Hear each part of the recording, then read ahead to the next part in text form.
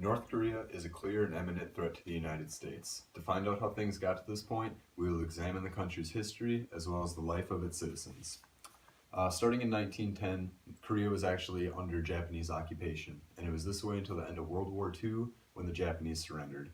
Following this, Korea was kind of split into two parts. The Soviets took control of the north, and the US took control of the south.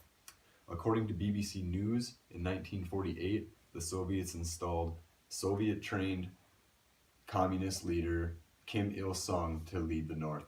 In the same year, the U.S. installed anti-communist Syngman Rhee to control the South. This led to major conflict as they had drastically opposing views, and they both assumed complete control of Korea. This led to, on June 25th, 1950, North Korean forces invading the South. Less than a month later, the U.S. actually joined the war on South Korea's behalf. Our president at the time, Harry Truman, decided that if he didn't stop the Soviets and he didn't stop the spread of communism, that it would just kind of spread to the rest of the world and become a much bigger threat than it actually was. The war, however, kind of raged on for 3 years with little progress being made on either side. And finally, 3 years after it started, an armistice was signed. This is basically just a ceasefire, and it didn't come with any formal treaties or anything like that. So basically, they were right where they started 3 years prior. And according to Encyclopedia Britannica, it was a very bloody war.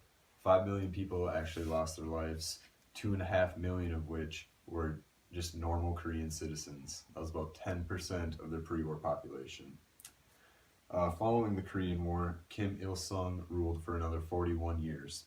According to History.com, in the 1960s, they saw their economy really start to boom. This was thanks in large part to investments in mining, heavy industry, and steel. Most of that money was used to build their military into what would become one of the world's strongest. This was all done while kind of neglecting normal citizens of basic things like food and electricity. By the late 1980s, however, the economy started to stagnate, and the ordinary citizens saw that divide grow even further. In the 1990s, severe flooding exposed flawed agricultural and economical practices, and this led to the death of almost 1 million citizens.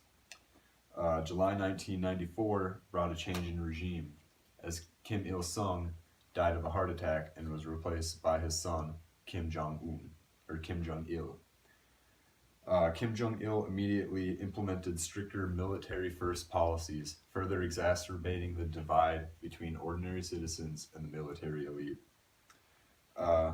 In 2003, Kim Jong-il dropped out of the Nuclear Non-Proliferation Treaty. It was a treaty his father had signed in 1985 that kind of barred the country from pursuing nuclear weapons.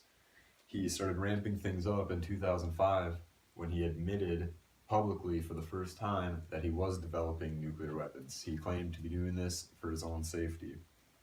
In 2006, following their first underground test of a nuclear weapon, they were slapped with US sanctions, which crippled their economy even further.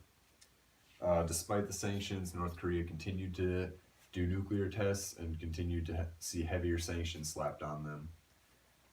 In December 2011, after a stroke, Kim Jong-il is replaced by his youngest son, Kim Jong-un.